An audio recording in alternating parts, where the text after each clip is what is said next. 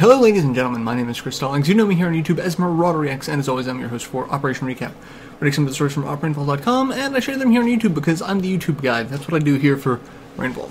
As if you guys didn't know. This is not news. So, I've got 2 stories for you this week instead of my normal 3. But these 2 stories were basically just a gut punch to my childhood. So depressing, so depressing. First story for this week is Sega is downsizing and relocating. Yeah, they are downsizing Sega of America and they're relocating from San Francisco to Southern California, unspecified area. I've seen a lot of reports on what all this entails. I've seen reports that say that this is also going to affect Sega of Europe, but it's primarily Sega of America, that it's going to be focused on their new strategy of just getting out of the physical release market, and they are sticking to PC digital release and mobile games only. There's a lot of stuff going around about this, and I'm frequenting these Sega forums because there are some wonderful moderators over there who work for Sega. They are Sega's community relations managers, and they are wonderful people, and I'm trying to figure out from them when they issue a specific statement what all it means. Hopefully they are unaffected by this as well, but it seems like there's a good chance that they will be, and I'm really saddened by that, because like I said, these are some really good people over there. So here's hoping.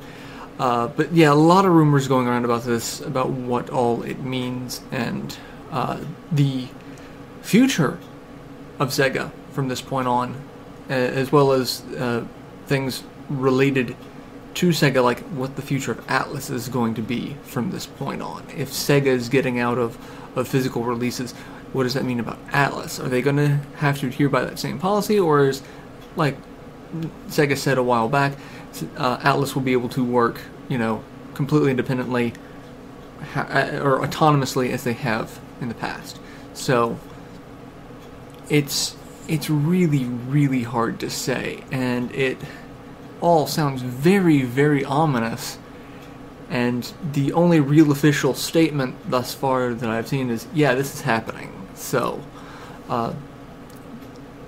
there are, again, reports of offering early retirement to some employees, offering relocation packages to some employees, should they want to continue to work for the company, but not have to be in the same place. A lot of things that I would like to see a little more specifics on, but it's Sega, so that's probably going to be a little while before we see that. At least as of the time of this recording, a lot of information is still just speculatory. We have the article with the specific statement from Sega. Like I said, not a lot of information on that one to go off of. There's, like I said, information on or discussions, I should say, not information, discussions on the official Sega forums in places like NeoGAF. So you can go wade through those and try. But the second we do hear something, we will post a follow-up to the story, if there is a follow-up to be had. So, again, my hearts go out to those affected by this. It really sucks. It really does. And it's one of those things, like I said, it was a punch to the childhood, because I loved Sega as a kid. We haven't been on good terms in the last couple of years, but it doesn't mean I want to see bad things happen to them. I would rather see good things happen to them and them not do stupid things. But it's the way the world works. The second story, again, a punch to the childhood, because this is Nintendo.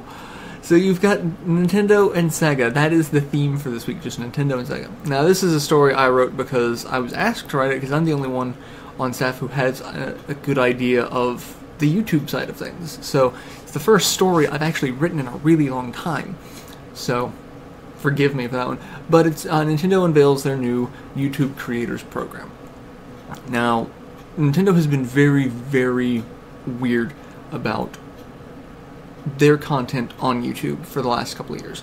Originally, they didn't seem to care much, and then they started putting everything they have in Nintendo or in YouTube's Content ID bot, which scans for audio and visual similarities, flags it so that the original content creator can choose whether to leave the video up and do nothing with it, collect ad revenue from the video because it is their property, or strike the video and take it down completely. You have options.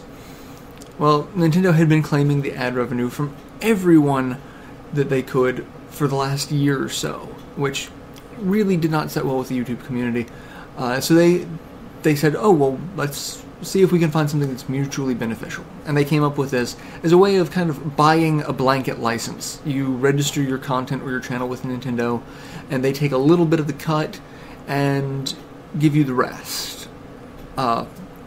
Which, for Let's Plays, might be a good idea, because Let's Plays are still a very gray area in terms of legality. There's no precedent for them. The closest thing that you could relate them to are going to be things like Mystery Science Theater 3000, where, you know, you have commentary over the movie, and even MST3K, they had to either buy the rights to the movie to use or use something in public domain. Now, movies and games are very different because games are very much an interactive medium, and that's where a lot of people say adds to the transformative work. But again, nothing has been decided, unfortunately. So, and as someone who had to fight a company using Content ID to actually damage YouTubers, I would love a blanket license. I don't mind sharing a little bit of the profit.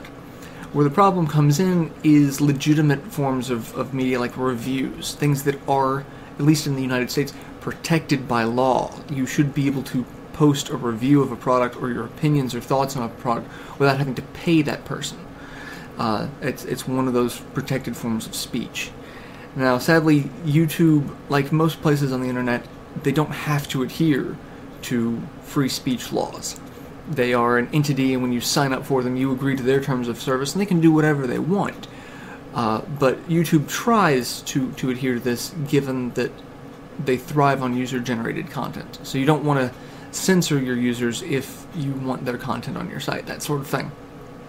So, like I said, for Let's Plays, it seems like it could be a very good idea to protect people in the future for doing this type of work, but because Content ID is a bot, it is an unforgiving, unrelentless, it is a Terminator. It has no feelings, it has no desire to decide what is legitimate, what is illegitimate. It just scans everything meticulously, and if it matches, it matches.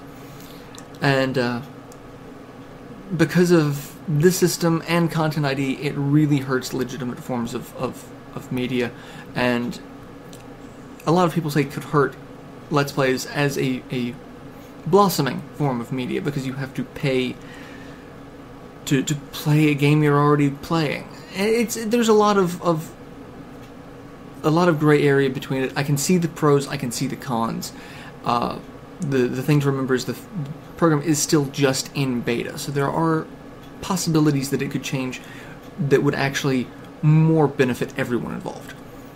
We just have to voice our concerns to Nintendo, hope that they listen, and see where it comes when it comes out of beta this summer. So check out those two articles. If you've got any more concrete information on one or the other, please post it in the comment section. I would love to be able to update users on both of these stories as they progress. So, and let me know what you think. Do you think Sega downsizing is a bad thing, a good thing? Restructuring is always one of those vague terms. But could it lead to a resurgence of popular Sega games on PC and mobile? Or is it just a rumor that they're doing PC and mobile only? Or maybe they're just doing digital distribution. That would also be okay with me. I don't mind downloading games onto a PlayStation or Xbox or Wii, whatever. Like, I prefer a physical copy, but if digital's all I get, I'd gladly download a Shovel Knight. So, and then what do you think about Nintendo's YouTube Creator Program? Has this inspired you to actually pick up YouTube games, or Nintendo games for YouTube? Or has it basically just cemented your opinion that Nintendo's a little out of touch with the technological age? Let me know your thoughts and opinions in the comment section below, and I will see you guys next week for another recap. Till then, later everyone.